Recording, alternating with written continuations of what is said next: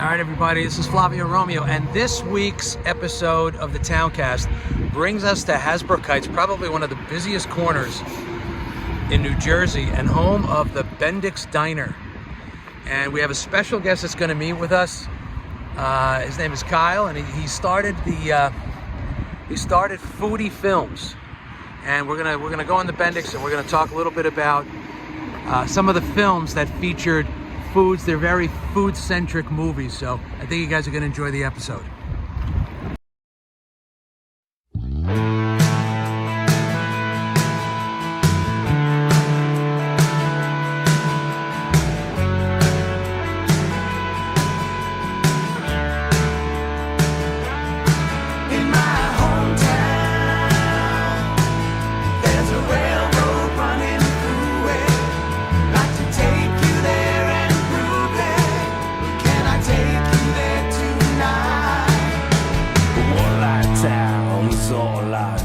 So here we are. We're in the Bendix Diner, the world-famous Bendix Diner. For you guys that don't know this diner, I don't know. I mean, there's got to be a billion cars that pass here every day. It's right in Hasbrook Heights. It's right off of 17. It's the triangle, right between 17 South and 17 North in Hasbrook Heights. It's been around since 1945, and it is probably one of the most iconic diners in America. I mean, it's been here forever. And I'm with Kyle Reinfried. Did I say that right? Yep, you got it. Kyle Reinfried. He's a freelance videographer, and he also did a podcast. He's the host of a podcast called Foodie Films. And you know, with the holidays coming up, we just finished Thanksgiving. Christmas is coming up. New Year's. I know a lot of you guys are going to be cooking. And once you get tired of seeing each other for a while, then you're going to want to put in a movie. So we're going to talk about some of our favorite foodie films, right? Yeah, for lack of a better word. So tell us your definition of a foodie film.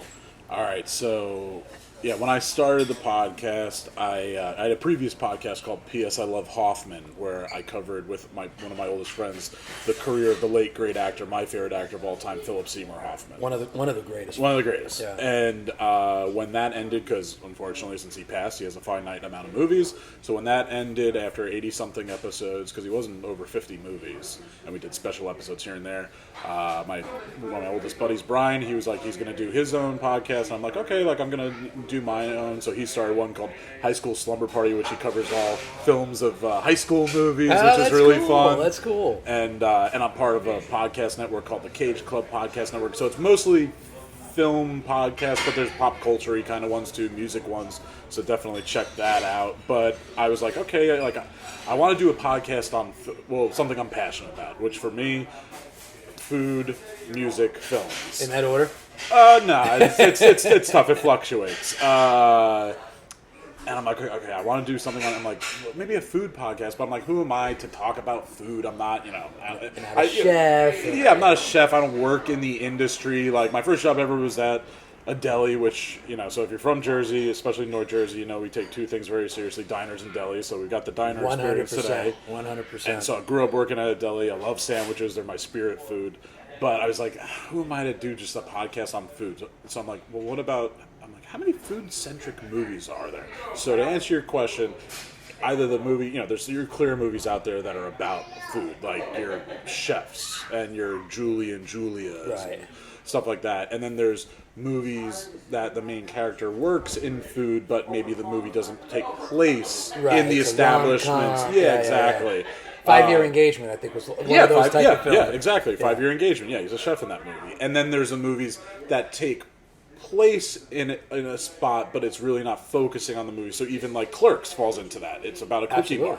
Yeah. But like they're not really discussing about what's going on there. They're having conversations about the Death Star blowing up. Right. So arguments. Yeah, exactly. And speaking of which, I just want to point out. So Kevin Smith, who directed Clerks, actually made a movie that the Bendix Diner was in, called Jersey Girl. Yeah. So Jersey Girl had Bendix Diner. Also, there we go. Boys on the Side, that was also had a little bit, and it's been in dozens and dozens of I think another one, a movie with Running Scared with Paul Walker. I know there's a couple Running Scared movies, so I think there was one. Oh, it's not the one with the late Paul Billy Walker. Crystal?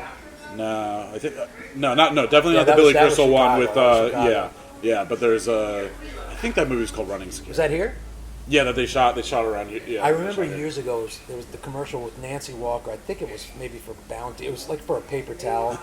They filmed a bunch of those commercials here at the Bendix, and you know, like any good person from North Jersey, you know, you're either going to have eggs, like I did, or you're going to have the classic Taylor ham, not pork roll. Taylor ham, from egg, North Jersey. cheese. Yeah, Exactly. we're not heathens up here. In North And Jersey. I'll address that. I have a lot of friends from South Jersey. I'm going to address that because, yes, pork roll is the meat, but there's no better pork roll than Taylor ham. That's the reason why people in the North say Taylor ham. It just sounds like it's tailor-made for you. You know, do you call escalators walking stairs? No, you Right. know, like that's the most popular brand. It is Escalator. Do you say, hey, throw me the Frisbee, or do you say, throw me a flying disc? Yeah. Right? What are we doing here? Exactly. Splitting hairs. Yeah. All right, so go on. Yeah, so Foodie Films, that's like that's the criteria of what made up a food-centric movie. So I started the podcast that I was like, okay, I'm going to have a guest on. We'll just talk about their love of food, whether they work in the industry or not, or if they're just a self-proclaimed foodie, such as I. And then we talk about the movie at hand, but then we also talk a famous food scene from a non-food-centric movie. And then I had a round of questions at the end called Gut Instincts. So it would just be like, what's your favorite fast food? And it's called Gut Instincts because I want you to like, you know, what would be your last meal? What's your go-to alcoholic beverage? All right. And so just like a lot of podcasts that I listen to have like fun segments and. Maybe we'll do that at the end. Okay. I'll let you throw out some of those. All right. See if I remember them all because I released 100 episodes. I finished that about 2 years ago, but I'm looking to do like any film person these days a reboot. So Yeah, that's good. And if you guys want to hear some of these, it is available on your Instagram page. Well, on Apple Podcasts, it's just audio. You know, which I want to do video for this next reboot. It's all era. the biggies. Yeah, exactly. Apple Podcasts, Stitcher, Spotify, Google Play, and then you can go on cageclub.me and just stream it on there as Nice. well. So yeah, So check out some of the old episodes. I'm hoping that he's going to revive it. I think you should because I'm going to revive it, and you're going to be on it. All right, Yeah. I'm done. You heard it here. Because those are two things, and in order, it is film and food. Now, Yes. if you can watch a movie while you're eating, that's why I'm a huge fan of those dine-in movies, Oh yeah. where you could just sit there, you put your legs back, and you're just watching a movie, and they bring you food. Yes. Or there's actually a really great, and I had this guy on, George Motes. He's known as America's Burger Expert. He's released 2 books, a docu-series, and now he does burger pop-ups, and he's starting a brick and mortar. But he's helped start I think it's called the New York Film Food Fest, where it's all documentary shorts that have to be like about food. Okay. And while you're watching the documentary, whatever food is in the movie, the chef is there cooking it for you. No. Yeah. And that's a food festival in the city? Yeah. I believe it's called the Film Food Festival. All right, I'm going to have to check that out and see if we can get that guy on here, Yeah. too. No, yeah, he's a good guy. So, all right, so you started Foodie Films, right? Was there one movie in particular that This is inspired it? This is the irony and probably explains me in a nutshell perfectly. And you'll have to forgive me because I give lengthy answers. But so I mentioned to you before we started recording that I took a cross-country road trip when I'm 35, so I was like going to be like 28 years old, so like almost 8 years ago. Jersey to California. Jersey to California, did the southern route. Okay. Yeah, but true cross-country, and then drove back right through the middle. We expedited through the middle because we were just burnt out by the time we Did you got take out to Route California. 66 or you took Oh, stretch of it. Yeah. Yeah, stretch of You it. have to. Exactly. Yeah, around like Arizona area. Yeah. But that trip, the first leg of that trip, man, we did. It was me and one of my oldest like high school buddies, and he was a freelance photographer. I'm a freelance videographer, so we were just like documenting the shit out of it. And first leg was Nashville, Memphis, New Orleans, and Austin. Those 4 cities. So again, like I said, film, music, and food. So just the You got 'em music all. and food there. Yeah. And film too, but music and food between those 4 cities. Oh my god! And like I had, my personal Instagram at the time, and I had so many people being like, "It's like you're doing a food account." I'm like, what do you mean? What is that? Like a food gram? Because even like 7-8 years ago, that wasn't at least wasn't a in thing. my understanding Yeah, of like it I wasn't knew it a was out thing. there, but it wasn't like I still like even I was like I'm not a foodie. Like I embrace that now. I am a foodie. I love food. I love to cook. I love to take. You know, did some food tours in Jersey City for a while. I love food. And how do you feel about food? I love it. I'm right there with you. Yeah.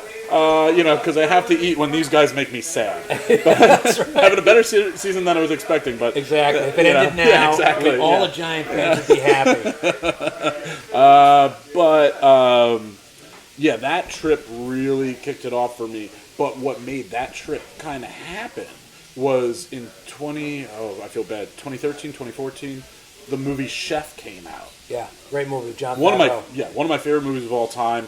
Very meta movie because Jon Favreau got to start in like indie work, and then he made his way up to Iron Man, which started off now the most popular franchise of all time of the MCU. So that's the godfather of that. And then he kind of like made a couple blockbusters that didn't do too well, and then he went back to basics with Chef. Went back to his roots where he directed and acted in the movie. Yeah. And it was great, and I absolutely love that movie, and the movie is kind of about like a little bit of like a road trip as part of that. So before that cross-country road trip, I did a trip down to Miami because I knew I wanted to do a cross-country road trip, but that's so out of the way. So I hit up Miami like they do in the movie, went to Versailles where he got the Cubano in the movie. So you did like a chef kind of... Yeah. That's cool. And then specifically was like, I always wanted to get anyway, but stopped in New Orleans and stopped in Austin as they do. And then when we were out in LA, went to some like the Koji food truck and stuff like that. Chef Roy Choi, who was the food stylist and food producer on the movie, and so that really kicked it off. And I regret it now because that was the pinnacle. That movie, that's what kicked off like really what Foodie Films was gonna be, and I wanted to do that as the 100th episode. Right. But then right at the time, the 100th episode is just like me kind of reminiscing of the past 99 episodes because at that time it was Christmas and everyone had COVID, and I'm just like I couldn't Restaurants record with closed, any. Yeah, couldn't go anywhere. Yeah, and the two people that I wanted to have on, two guys that I know that absolutely love the movie, like just couldn't be around, and I like recording in person, so I can be like a stickler when it comes to that. And so I recorded that episode. I have about like 7 episodes I've recorded just over the past 2 years that I'm like, I'm going to release them when I start up again at some point. Awesome. So maybe that'll be the, episode that I come back with. Yeah. I'm not sure. But it's such a big part that I want to include it much more. I want to do like a chef episode I want to also release my the reboot of the podcast in seasons, like maybe do like 25 episodes or 30 episodes, and so I don't get too burnt out. Right. So maybe every season I'll have someone different on to talk about the movie Chef, just because it's just one of my favorite films. Not even forget Foodie Films, just one of my favorite movies. Has an amazing soundtrack. Like I said, it's just such a great meta movie for what Jon Favreau's career is in. Yeah. I love the story between father and son, and yes, in the end of the day, the food porn in that movie is just like. And I have to say that for you guys that haven't seen it, it over the past several years, I appreciated Jon Favreau early in his career. Swingers, early on Made, and then I don't know if he started listening too much to his own PR, but I felt like his acting I just couldn't watch him. It was like watching Quentin Tarantino in a movie. You can't do it. The movie's great, but then, get yourself out of the movie. Yeah. But when Chef came out, I had a new fondness for Jon Favreau. Yeah. Because he really showed, his soft underbelly and his whole relationship with his son. I thought it was pretty awesome. A great cast, but in the end of the day, it's him driving that movie as a director and 100%. Lead actor. And so and like you said, the food scenes are just, and that's when I think about food films. Yeah. I think about what makes my mouth water, right? And as you're watching the movie. Yeah. And I have to say my number one would be Big Night.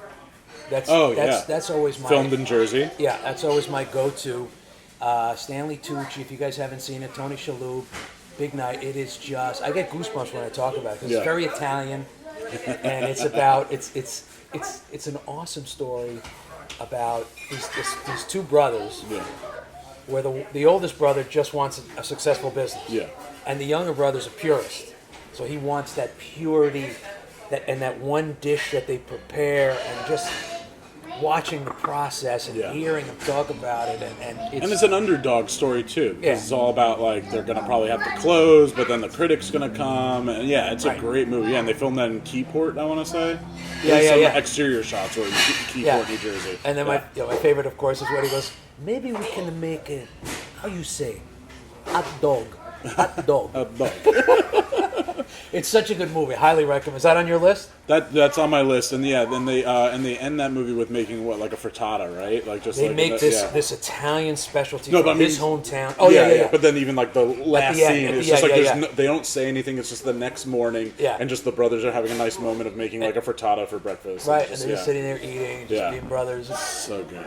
Yeah. I forget what that other big dish is called that they have to do the perfect flip. Yeah, I know there's a very specific name for it, and it is very regional. Yeah. To where they were talking about. Like a spadini, or I can't remember exactly what it's called, but highly recommend. It's a great family film, great holiday film. Yeah. Especially when you're in the kitchen with some relatives. It doesn't always go that well. No, but I always find that whenever I go with my parents and we have like a bunch of family over, we could have some crudité or whatever cheese platter in the other room, but people still. The kitchen is where the action is. That's the heartbeat. Yeah, that's the heartbeat. And so, and my mom's like, all right, can everyone kind of, move out of the way so I can start? I need to cook. Get out of the kitchen. Just get out of the kitchen. Yeah, all right, so let me hear some of your top five. I have to just pop open my phone like that. Chef's all right, definitely so chef, on my list. Yeah, chef number one. That's what I put. So these are in no particular order except for chef. That is number one, and then everything else. Ratatouille. I'm gonna give that's on my list. Yeah, and it's interesting because when I was looking at my list, there's animation. Yeah. There's international. Mm-hmm. There's American. Yeah. There's a little bit of everything, but Ratatouille is such a fun.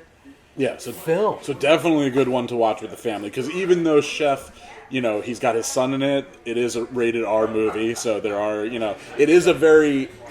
They say kitchen accurate movie because they're cursing, which if you've ever been in a professional kitchen, even not non-professional, that's all it is. Yeah, and a lot of adult humor and stuff like that. So even though there is like a 10-year-old kid in it, it's a little even though growing up, we didn't go see R-rated movies until we were 18. Yeah. Now it's like 10-year-olds are taking their parents to see R-rated movies. But I agree. 15 and up, 16 and up. Yeah, exactly. So Ratatouille, the perfect foodie family movie, all ages, because Patton Oswalt as Remy the rat, and just that right there. It's a rat in Paris, and it's about that's another underdog story, or under rat story, and. And just because rats generally aren't encouraged to be in kitchens. No, just generally speaking. And I love the relationship that Remy has with his brother and his father, and they're just no, it's all about because that is about family or their colony and that they're scavenging for food. He's no, don't you gotta enjoy the beautiful things of food, like a fresh piece of fruit and cheese, and if you take them separately they're delicious, but together and then helping they romance the food exactly. so Well, it's Paris, so you have to, but and then just the story of what's the male character, the Linguini is the other and Remy starts puppeteering him because he just wants to find a place, and he thinks that he's the chef's kid that just passed away and everything like that. And it's just a great story about just finding your place in the world, which I think is a lot of food movies too. That it is is just, like Julie and Julia. Okay, that was one on my list, and that was the same thing. Finding yourself. Yeah, finding yourself. Who are you? And I love that it's a true story. Yeah. And because this woman named, Julia Childs, this woman named Julie, decided that she's going to navigate through Julia Child's cookbook, even though she had been dead. Yeah. Right? She takes it on, and Julia Child was already passed away. And she decides to kind of channel Julia Child and work through the cookbook.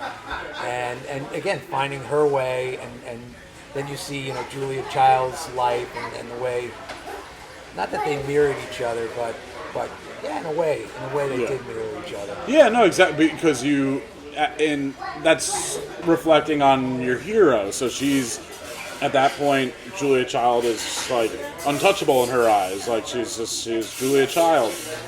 But it's the juxtaposition between Amy Adams' character of Julie and then Meryl Streep playing an amazing Julia Child. And so seeing that juxtaposition between Amy Adams and Meryl Streep and their own journeys of when Julia Child got into it, and it's not predominantly, it is an all-male kitchen, and just like her having to fight against that versus Amy Adams trying to figure out as a journalist and as a writer, just like how she's going to navigate her world and just being inspired by Julia's recipes. And so yeah, it's a fun movie. That was the first movie that I covered on Foodie Films. Oh, is that right? Yeah. That's a good film. Yeah, because I have a friend that she's a chef and was a catering company, and so that's what I was trying to do, like with my other podcasts and then just other podcasts on the network. I get it. I mean, it's tough to find new guests, so there was a lot of, and we're all friends, so it was just a lot of repeat guests. But with Foodie Films, I was really trying to get different guests on every episode. So I was just like, well, it'd be great to have people that also worked in the industry. So yeah, she was my first guest, and it was a lot of fun talking. Well, if you do that, I'll introduce you to my brother. My brother was a chef. Awesome. He's now a nurse. Okay. But it's interesting when you talk to chefs about some of these movies, and I'm going to sidetrack a little bit. Did you ever see the TV show Bear? Yeah. Oh yeah. That was. I mean, that took out became so popular. If you guys have never seen The Bear, it's about this guy, chef of a Michelin star rated James Beard Award winner in the city, and his brother passes, and now he has to take over this little Chicago beef divey kind of place, but you're still at heart you're a chef. Yeah. And to watch it, I actually had a friend of mine who is in the food business. I'll give him a little shout out. Mike Taylor. He runs the Quarry Grill up in Franklin, New Jersey. Phenomenal. And you'll appreciate this. He came up. He made up this thing called the Taylor Ham Jam. Oh. Puts it on a. See, my mouth is going. Yeah. Puts it on a burger. Outstanding. So it's like a bacon jam, but Taylor ham instead. Yeah. Nice. So, okay, I'm into it. Yeah. So I asked him. I said, what'd you think about The Bear, the show? He goes, I watched 2 episodes, and it's too close to home. Oh, that again. So I'm not gonna. I am not a chef. I've never worked in a professional kitchen. Sure, I worked as a short order cook, at the deli and like stuff like that. But I am friends with a lot of people in the industry, and then also on top of that, God bless the patron saint of Jersey, Anthony Bourdain. Listening to Kitchen Confidential, on audiobook, and just like hearing. That was a great book. Yeah, a fantastic book. I wish I heard that when it came out in 2001. I was a freshman in high school, so I wish I heard it then. I would have spent my summers like working in kitchens and stuff like that. But like now, I just am. I would have listened to. At that point, I still like respected the hierarchy. Now I'd be like, no, I can't put up with this bullshit. But anyway, watching Bear, I'm just like, I'm getting anxiety. I'm just like, oh, okay, like because he's trying to implement the whole French kitchen and everything like that, and just that yes chef and behind, and I know all the lingo and I know the culture, and I'm just like. I'm starting to sweat right now, just like thinking it is. Might be the Taylor mac and cheese as well. It's stressful. It's stressful to watch, but it's really good. But it's really good, yeah. So back to the movie. So yes, I went with Julia. Let me hear next one on your list. So next one on my list was Big Night. So that at least that I've written down. But I'll go with the next one I wrote down, The Founder. You ever see that? The one with Michael Keaton about McDonald's. I haven't seen it. Yeah. I knew a lot about it. It's on my list. I have the DVD. And I wasn't. There were so many other things I just never got to that. Tell me about The Founder. So Founder, like you said, starring Michael Keaton, the Batman, and or Mr. Mom, the future Batman. Yeah, in the future, he's going to be coming back as Batman again. There's reboots, people, it's just a great story about Ray Kroc, and just him. He's not a great guy. He's a brilliant guy. But him discovering the original McDonald's, which I think was like in Arizona or something.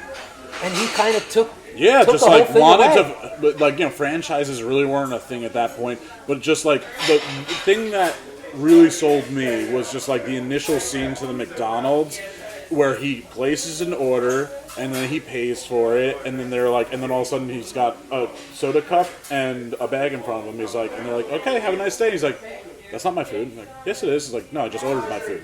It's like, yeah, but here's your food. He's just like, what do you mean? He's like, we made it for you right King of then. fast food. And once then he meets Nick Offerman from Parks and Rec. He plays one of the McDonald brothers. I always blank on the other actor's name. I feel really bad. He's in Zodiac. He was on the Drew Carey show as Drew Carey's brother. Blanking on his name. I feel really bad. He's a great actor, great character actor. Two of them play. You know, the people out there are like, right Yeah, I now know, they're saying, yeah. how do you not remember this guy's name? Yeah. Boy, what's his name? He's so good. He's so good in Zodiac. He plays the potential the Zodiac killer in it. And it's so good.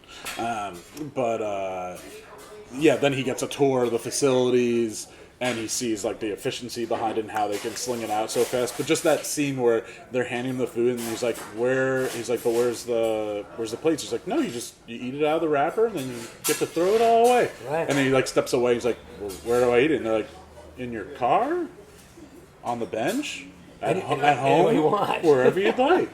And it's just such a great, innocent, like, oh shit, this is what McDonald's started out as. And to understand now it's that the most popular. that there was nothing like that at the time. Yeah. But the man knew things like the Golden Arch, like that would be an iconic. And it is. There's very few, like, what they do, like the silhouette of Michael Jordan, Right. Mickey Mouse ears. Yeah. Like one of those worldwide things. icons. Yeah, and there's even, I don't know this for sure, but like they even say like the colors red and yellow are very enticing colors together, so that's why they use that in their color scheme. Yeah. So McDonald's in and of itself is fascinating, but then the movie, and he does such a great job, and it's Michael Keaton. He's a fantastic actor. And he just does such a good job of playing like a character that isn't really a good guy. Yeah, like he tries. He's trying to help the McDonald brothers expand, but they want to keep it very simple and family. And he's just like, well, okay, then I'm gonna do it myself. Yeah, I know what I can do here. And he just liked the name so much too that he took the name. And it's like, so it's kind of ruthless and awesome, and yeah, it's a great movie. and if you guys like McDonald's, do not watch Super Size Me. And we're not talking about documentaries. We're all talking about which I never did. If I ever dabbled in documentaries eventually with the reboot, I would do ones like that or like Iro Dreams of Sushi, ones that really went into the because documentaries in the end of the day aren't as popular as like a narrative fictional movie. So, but there's certain ones that went into the zeitgeist. And those two are big ones. So maybe I would like discuss those, but if you open up documentaries, then I would be doing it for the rest of my life, which I have commitment issues. All right, so now I want to talk about an international. There's a couple of international films that made my list. One of them is Eat, Drink, Man, Woman. It was directed by Ang Lee, and again, Academy Award-winning director. Because I started traveling to China, and the one thing I love about eating in China is that, first of all, it's all family style. So you're eating at a round table, which I love. Yeah. Because you're able to see everybody. Oh, yeah. Instead of eating at a long rectangular table, you have to lean over and yell at somebody across the table. You get to see everybody. They have the Lazy Susan, and they start bringing foods out. They're just... Yeah. Foods are constantly coming out on the Lazy Susan. You're spinning it around. And to see the preparation, and I love the preparation part of that movie. Yeah. Where they're showing... how they're making the foods. And there's a couple of films like that that I really enjoyed, Big Night being one of them. And have you seen that movie? Yeah, saw that. That was one that I didn't cover yet because about 25 episodes in or so into Foodie Films, I was getting these great guests, and especially the people that worked in the industry. I then got the courage to do what I originally wanted to do, which was just talk about food. So I started releasing a second kind of episode that I dubbed First Cut, and then whatever the person's name was. Right. So then I was balancing to the rest until I got through 100 episodes. I pretty much would try. Sometimes I had to release 2 same episodes in a row, but I tried to do a movie episode, then a first cut. Movie episode, first cut. So my first guest on that was Pat LaFrida. Okay. So LaFrida Meat Purveyors, I actually just ran into him yesterday. I was at the Time Out Market in Dumbo, and he's got 2 stalls there. He's got stands also at City Field. Great, big time meat purveyor. Delivers to around the country, and so I call him my food godfather because he's just such a nice guy. His facilities, he's got 2 in North Bergen that like house the largest dry aged meat locker like in the world that holds over like $6 million worth of meat drying at any time. Really? Yeah, it's crazy. Yeah, I'll send you some links to like some of the videos. Yeah, absolutely. And yeah, he was my first cut guest. So point being, there are some iconic movies like that I didn't get to yet because I was trying to also not do all the iconic ones in a row. Yeah. Yeah, there's some movies that people are like, bit. oh, it's not the best foodie film. I'm like, no, well, number one, it's about the conversation I'm having and like, you know, everything like that. But I was trying to do that balancing act of not, you know, of like a really good one and then to like a mediocre movie. You know, we would also, given the time, like I also, around Halloween one year, I did Attack of the Killer Tomatoes. There's a foodie film. Yeah, I did Silence of the Lambs. Hey, Hannibal Lecter is a foodie. Absolutely. In more ways than one. Exactly. And so, yeah, that was one movie that I didn't cover yet on the podcast, but I have seen it. So do you have another international film that comes to mind? The one international, well, actually, technically, one international foreign language, I should say, that I have written down is Tampopo. Yeah. Fantastic. Came out in 1985. Young Ken Watanabe in it, who's one of my favorite actors. And it's just about making like the best ramen, but there's also a lot of great vignettes in it. Yeah, Japanese. Yeah, right? Exactly. Japanese film. A lot of great vignettes, so a lot of different kind of stories kind of coming together in it. But it's just it ends up being very much about the ramen, although there is a very sensual, someone might call it gross egg scene in the movie. Yeah. But I love ramen. I love Asian cuisine. It might be. I'll give a very broad stroke and say, you know, from Chinese to Japanese to Korean, and obviously there's just different cuisines even within that culture. Sure. Oh yeah. Indian food as well. There's tremendous Indian food in Jersey City. Well, Journal Square is now officially like nicknamed India Square. Is that right? Yeah. There's like legit like how banners are on the side of lampposts. Like the city put like India Square there. And there were two that made my list. Okay. Two Indian based. One was Lunchbox. Yes, great. The late Irfan Khan. Yeah. And he was the actor that was in Life of Pi. Life of Pi. He's been in so. I mean, he was an icon. Yeah, he was in Jurassic World. Yeah, he would be the equivalent of like an Al Pacino or Robert De Niro. Yeah, to India. To India, and then he started coming into some like American films as well.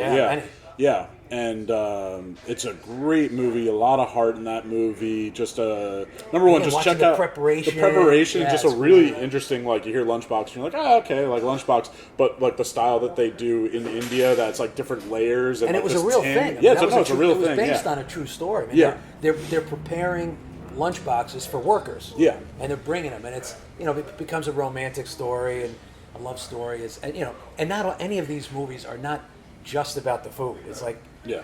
It's a love story, but we're going to revolve it around this restaurant, or we're going to revolve it around this cuisine, or whatever the case may be. Yeah. Lunchbox was definitely on mine. And then the other one I loved was 100-Foot Journey. Yep, I have that. Which was such a nice surprise. Like I didn't hear a lot about it. I love Helen Mirren. Dame Helen Mirren, yeah. And it's another great film. Premise of the story being that this wonderful woman who loves cooking French cuisine. I think it was French, right? Mm-hmm. Yeah. And she opens this restaurant up, and she buys this beautiful location, and right 100 feet across the street is this other little restaurant that's preparing all this Indian food and all this other stuff. And so it's the relationship between the two of them. Yeah, and she pretty much discovers that like the son of the family is an amazing cook, and then she kind of takes him under her wing, and there's just to try to take him away from the family. Yeah, so then there's that rivalry between them, but it's a beautiful story. That's a good this time of year that's a good feel good film I'd say out of because there's some food films are weird. They are there are movies that are about the food, but then there are movies that food is really used as like symbolism. So there's a movie called like The Cook, the Thief, his wife and her killer, and I think actually Helen Mirren's in that as well. And it's just a very odd British film, very sexual. Like that's, I mean, I made the reference. I used the phrase before, food porn. Like that's what happens with food a lot of times. That ends up becoming symbolic of something else. I mean, literally, like we have things like forbidden fruit. Right, so right, there right. are things like that like, or like the egg scene in Tampopo. Like there is like food movies can either be very wholesome or very dirty. So, Right. Well, it's like so be careful which ones you like watch the with your family. strawberry scene in 9.5 Weeks. Yes. Which technically you could call that a foodie movie. So real quick, let's hear some of the other ones you have on that we didn't talk about. Yeah, let's see. All right, Willy Wonka and the Chocolate Factory, not Charlie and the Chocolate, not the Tim Burton one. The original with Gene Wilder. Wow, that's the only one that exists for me. Yeah, that one is just absolutely fantastic. Gene Wilder is one of the greatest actors of all time. Just like such warmth to his character, and that was just watching that as a child was just. I mean, that was your dream. Like that was like go to a candy factory. Yeah, unfortunately, my middle name is August, so I definitely got a lot of Augustus Gloop. When I was younger, I do have a very German last name. And then if you like your chocolate, there's of course chocolat. Yes, chocolat. And yeah. then there's like water for chocolate. Yep. So I also had, what did I have on my list? I did have Burnt. Burnt was not Burnt a was great good. film. Yeah, it was okay. Yeah, and that originally there was that. So that's very much there was a short-lived show with Bradley Cooper that was very much inspired by Kitchen Confidential. Right. He was playing like the Bourdain in that. Yeah. And then this movie took it to like a next level where there's like crime involved and just like it got a little too off the rails. Like as far as like getting away from like just like a food movie, because it was an interesting movie like when it came to just the kitchen stuff and him being very controlling, because that's what a lot of chefs can be. They have you got to respect it sometimes, but they just aren't the best at like communicating, and they're just like, you can't do it, like let me just like take over. It's like, well, that's not how you're ever going to teach somebody. Right, but there's no time. Yeah, there's no time. Yeah, that too. Exactly. It's not like you're getting 1 or 2 dinners at a time where you could take your time. Yeah. You got a table of 8. All that food has to come out at the same time. And a lot of people don't realize, that's why I love these kind of movies, is because some of them exaggerate, some of them underestimate what's involved. But when you see a good, accurate film of what's really going on in the kitchen, and getting everything out at the same hands. I keep thinking of the bear. Hands. Getting it all out at the same time. That's an art. I mean, that really is not easy to do. Oh, in that movie, and then also in Chef, in the Bear, and then also in Chef, seeing the tickets and like all day with the orders and everything like that. And then one of the movies, I think someone like ends up hitting the top of that with their hand, like the spike or whatever. Yeah. There was a new French restaurant just opened up in Jersey City, and I like was following everybody before it opened with the chef, and I was talking with him, and I see him posting, and just like the pride that like. But I just love the little things. I love the nuances which certain movies get right, which is like, I forget what that's called, where you put the tickets, for the orders. Yeah. But certain people, like, he did a side by side of like this one like maybe his sous chef like putting them, and it was so neat, and then he's just like putting on it. It's like they're everywhere, everywhere or whatever. Well, and you talk about nuance, so I want to close with this little nuance of this one film. It's one of my favorite films, Goodfellas. Oh, now when you think of Goodfellas, I know you guys don't think of, that's what a great foodie film that is. It's not the first thing that comes to mind. Yeah. But that one scene when they're in the prison and they get the delivery of all the food. Yeah. And he's talking about how this one guy makes the sauce. Yeah, slicing the garlic so thin. With a razor. Yeah. Right? So that it dissolves, and the whole concept. Even when they're in the kitchen. And he's ready to go out and scores cocaine. And he's got telling his brothers, keep stirring the sauce. It's number one. It's priority. It's number one priority. Keep Yeah. stirring the sauce because it's not going to come out right. And I love movies that have little things like that. I had plenty people like, why don't you cover Goodfellas? I'm like, we talked a lot about Goodfellas scenes in like the famous food scene, but like, I wasn't sure if it was. Yeah, it's, in the end of the day, it's a crime movie, and it's not like one of the main characters onyms a restaurant in the movie. Right. I know they frequent like, even though they had it just so they could burn it down. Yeah, exactly. So that's on my list just as far as like food movies with food scenes that I love, like Hook. I grew up with, Robin Williams' Peter Pan, and there's the imaginary food fight scene. Mrs. Doubtfire, like cooking for the kids Animal and House, everything like that. talking about food fights right there. Yeah, exactly. That's a food foodie fights, film. or they took the bar, the whole fucking bar. Christmas movie, Christmas Vacation, the turkey deflating, like it's just. Or in Vacation when he's like kissing Christy Brinkley with a sandwich. Yeah. So listen, guys, Foodie Films, find them all over, anywhere you get your podcast. Look up Foodie Films.